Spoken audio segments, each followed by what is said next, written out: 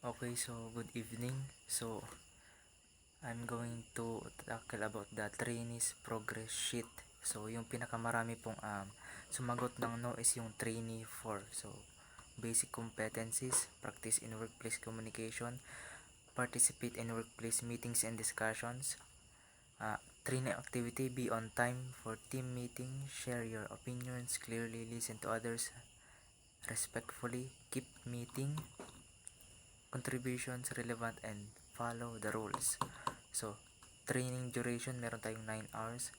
Date started, November 7, 2025.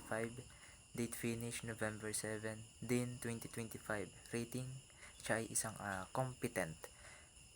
Trainees initial, nilagyan ko na lang po ng trainee 4. Total, siya naman yung nakakuha ng maraming no. So, yun po, work in team environment, identify own role and responsibility within team. Know your role and responsibility within the team. Yung nilagay ko pong oras is 4 hours. Date started November 9, 2025. Date finish November 9, 2025 din po. Trainee number 4. So, sunod naman po natin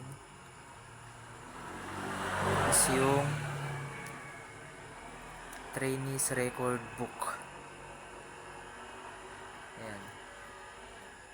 Name of trainee, trainee 4, trade area, aquaculture, institution.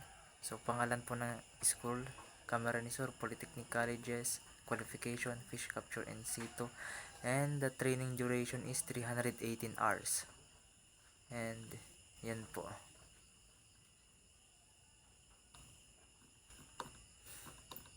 So, qualification, basic competencies, learning outcomes, participate in workplace meetings and discussions.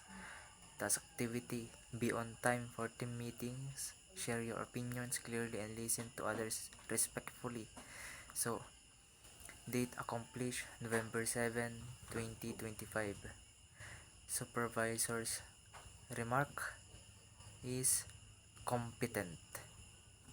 So, yun po. Unit of competency, work in team environment, learning outcomes, identify own role. So, nandyan na po lahat. So, masyado po kasi itong mahaba. Hindi ko na ma-explain lahat.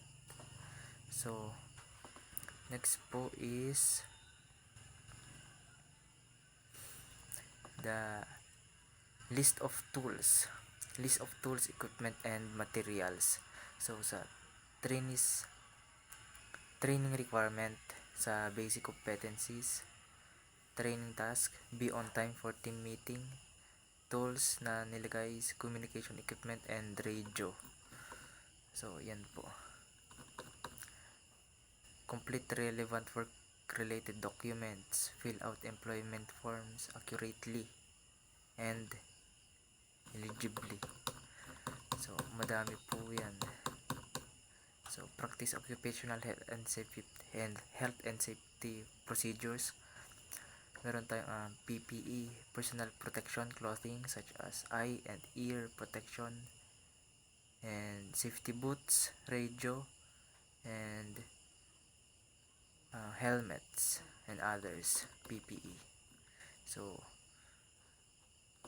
yun lang po at hindi ko masyadong madiscuss po kasi sobrang haba. Yun lang po. Thank you.